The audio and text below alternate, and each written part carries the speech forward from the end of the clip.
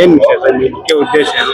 ನಾವು ಕಳೆದ 30-35 ವರ್ಷಗಳಿಂದ ಸಾರ್ವಜನಿಕ ಇಲಾಖೆಯಡಿ ಕೆಲಸ ಮಾಡ್ತಾ ಗ್ರಾಮೀಣ ಪ್ರದೇಶದಲ್ಲಿ ಗ್ರಂಥಪಾಲಕರಾಗಿ ಕೆಲಸ ಮಾಡ್ತಾ ಇದ್ದೀವಿ. 2019ರಲ್ಲಿ ನಮ್ಮನ್ನ ಗ್ರಾಮೀಣಾಭಿವೃದ್ಧಿ ಪಂಚಾಯತ್ ರಾಜ್ ಇಲಾಖೆಗೆ ವರ್ಗಾವಣೆ ಮಾಡಿದ್ದಾರೆ. ಹೈಕೋರ್ಟಿನ ಆದೇಶ ಪ್ರಕಾರ 2020 ಕನಿಷ್ಠ ವೇತನವನ್ನ ಆದ್ರೆ ಇಲ್ಲಿಯವರೆಗೂ ಕನಿಷ್ಠ ವೇತನ ಅನ್ನೋದು ಬರ್ತಾ ಇಲ್ಲ. ನಮಗೆ ಆದೇಶ ಮಾಡಿದ್ದಾರೆ, ಅದು ಏಕಗಂಟೆಯಲ್ಲಿ ಬರ್ತಾ ಇಲ್ಲ. 6,000 ಚಿಲ್ಡ್ರನ್ನ ಪಂಚಾಯತಿಯವ್ರು ಕೊಡಿ, ಸೆಸ್ಸಲ್ಲಿ ಕೊಡಿ, ನಾವು 12,000 ಕೊಡ್ತೇವೆ ಅಂತ ಫೈನಾನ್ಸಿಂದ 12,000 ಬರ್ತಾ ಇದೆ. ನಮಗೆ ಕಾರ್ಮಿಕ ಕಾನೂನು ಪ್ರಕಾರ ಪ್ರತಿ ತಿಂಗಳು 5ನೇ ತಾರೀಕು ಕೂಡ ವೇತನ ಕೊಡಬೇಕು. ಆ ಪದ್ಧತಿನೇ ಇಲ್ಲ. 1,500 ವರ್ಷದಿಂದ ಕೂಡ ಬಾಕಿ ಇದೆ. ಹೆಚ್ಚುವರಿ ವೇತನ ಏನು 12,000ದಿಂದ ಮೇಲೆ ಕೊಡಬೇಕು, ಅದು ಅಷ್ಟು ಬಾಕಿ ಇದೆ. ಅಲ್ಲಿ ನಮ್ಮನ್ನೇನು ಅಂತಂದರೆ ಕಾರ್ಮಿಕ ಕಾನೂನುಗಳು ಏನಿದೆ ಅದನ್ನು ಯಾವುದೂ ಪಾಲನೆ ಮಾಡ್ತಾ ಇಲ್ಲ. RDPI ಇಲಾಖೆ ಒಂದು ರಜೆಗಳಿಗಾಗಲಿ, ಒಂದು ಗ್ರ್ಯಾಚ್ಯುಟಿ ಕೊಡೋದಾಗಲಿ, ಒಂದು ಪೆನ್ಷನ್ ಕೊಡೋದಾಗಲಿ ಯಾವುದೂ ವ್ಯವಸ್ಥೆ ಇಲ್ಲ. ಪಂಚಾಯತ್ ನೌಕರಿಗಿರೋಂಥ ಒಂದು ನಿಯಮಾವಳಿ ನಮಗೂ ಅಪ್ಲೈ ಆಗಬೇಕು, ಅದನ್ನು ನಿಯಮಾವಳಿ ಮಾಡಿಲ್ಲ ಅವರು. ಅದರಿಂದ ಒಂದೇ ನಿಯಮಾವಳಿ ಮಾಡಬೇಕು. ನಮ್ಗೆ ಅಲ್ಲಿ ಏನು ಸವಲತ್ತು ಸಿಗುತ್ತೆ ಪಂಚಾಯತ್ ನೌಕರರಿಗೆ, ಆ ಸವಲತ್ತು ನಮಗೆ ಕೊಡಬೇಕು. ನಿಮ್ಮ ಗ್ರಂಥಾಲಯದಲ್ಲಿ ವರ್ಕರ್ಗಳು ಎಷ್ಟು ಅವರ್ ದಿನಕ್ಕೆ ಎಷ್ಟು ಅವರ್ ಕೆಲಸ ಮಾಡಿ? 8 ಗಂಟೆ ಕೆಲಸ. 8 ಅಂದರೆ ಸಂಜೆ 7 ಗಂಟೆವರೆಗೆ ಇರಲೇಬೇಕು. ಹೌದು.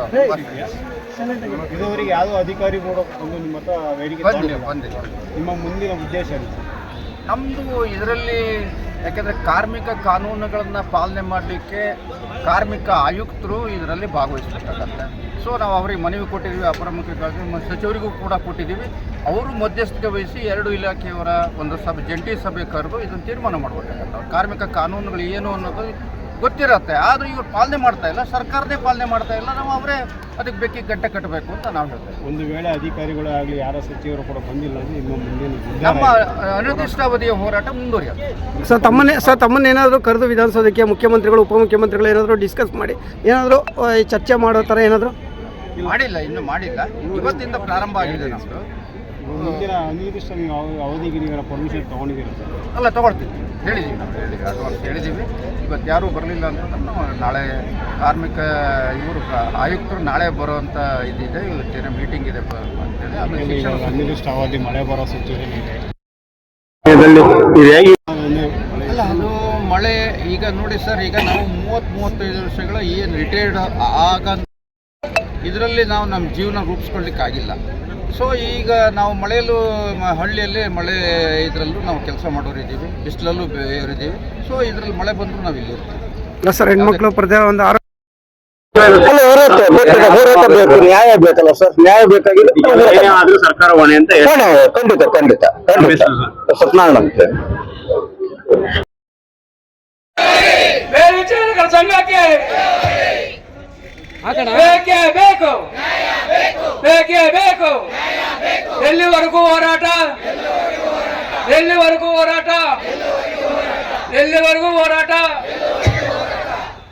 ಬೇಕೇ ಬೇಕು. ಅಯ್ಯಯ್ಯೋ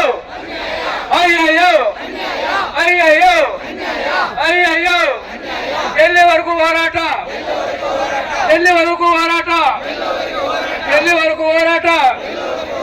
ಅಯ್ಯಯ್ಯೋ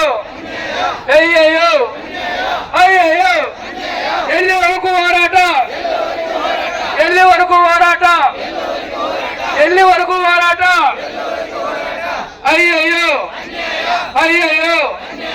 ಅಯ್ಯಯ್ಯೋ ಎಲ್ಲಿ ತನಕ ಹೋರಾಟ?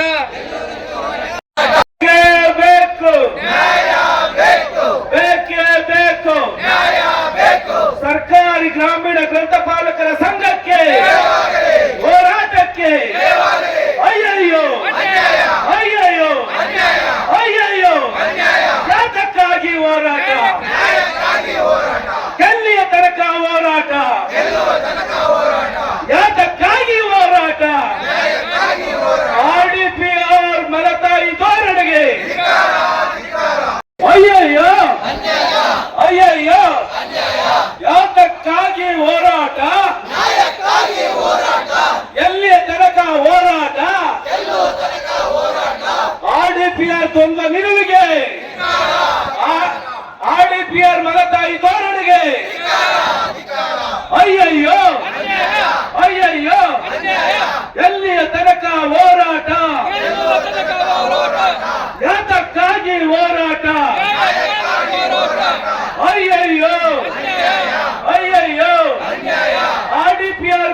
ಮಲತಾಯಿ ಧೋರಣೆಗೆ,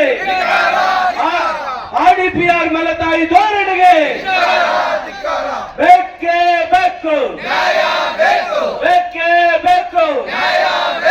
ಎಲ್ಲಿ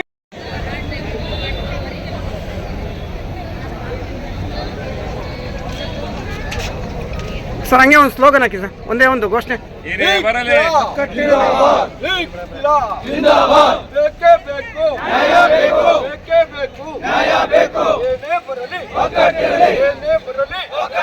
ಎಲ್ಲಿಯವರೆಗೆ ಹೋರಾಟ, ಎಲ್ಲಿಯವರೆಗೆ ಹೋರಾಟ, ಏತಕ್ಕಾಗಿ ಹೋರಾಟ, ಏತಕ್ಕಾಗಿ ಹೋರಾಟ. ಜಿಂದಾಬಾದ್, ಜಿಂದಾಬಾದ್.